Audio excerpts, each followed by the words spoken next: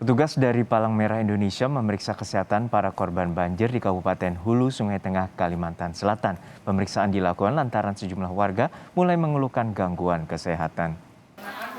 Pemeriksaan kesehatan dilakukan tim PMI bersama anggota Babinsa TNI Kodim 1002 Hulu Sungai Tengah di lokasi pengungsian yang berada di Langgar, Surotol Mustaqim. Pemeriksaan kesehatan dilakukan dengan sistem jemput bola lantaran warga mulai mengeluhkan gangguan kesehatan selama banjir terjadi.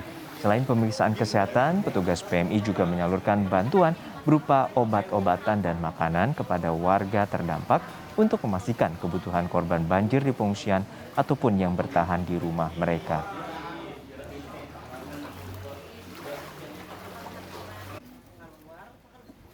Penyaluran bantuan makanan bagi korban banjir masih terus disalurkan oleh TNI hingga hari keempat banjir di Hulu Sungai Tengah, Kalimantan Selatan. Penyaluran dilakukan langsung dari rumah ke rumah. Anggota TNI dari Kesatuan Kodim 1002 Hulu Sungai Tengah mengantarkan langsung bantuan makanan yang sebelumnya telah diolah di dapur umum TNI untuk para korban terdampak banjir di Hulu Sungai Tengah. Bantuan langsung diberikan dari pintu ke pintu karena sejumlah warga di kawasan ini masih memilih bertahan di rumah dan tidak mengungsi.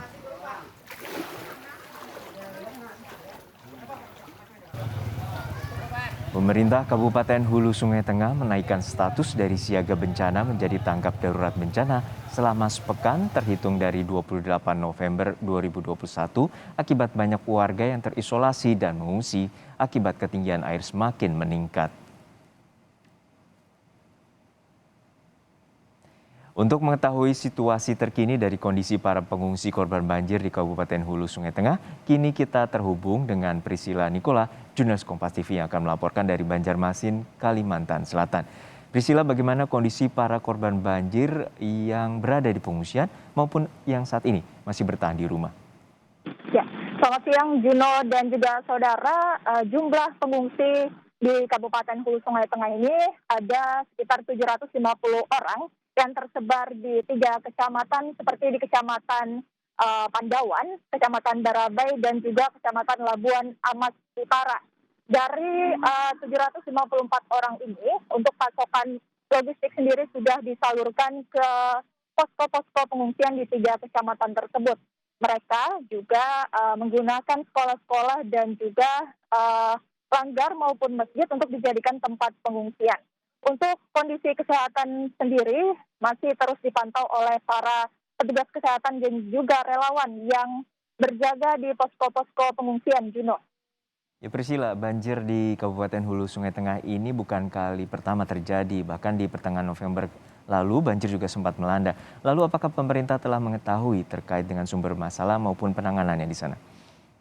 Ya, untuk faktor yang menyebabkan banjir ini sendiri, Sekretaris Daerah Pemerintah Daerah Kabupaten Hulu Sungai Tengah juga menyatakan bahwa aktivitas penebangan pohon liar juga menjadi salah satu faktor yang menyebabkan banjir terjadi di Kabupaten Hulu Sungai Tengah ini.